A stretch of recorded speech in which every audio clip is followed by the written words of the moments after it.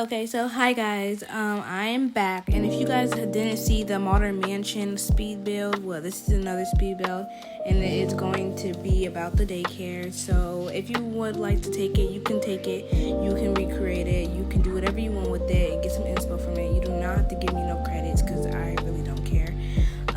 But yeah, and I'm gonna be doing some more speed builds for the last few days of this week, because I'm too busy to be posting right now, like role plays. So yeah, hopefully you guys like it. Bye.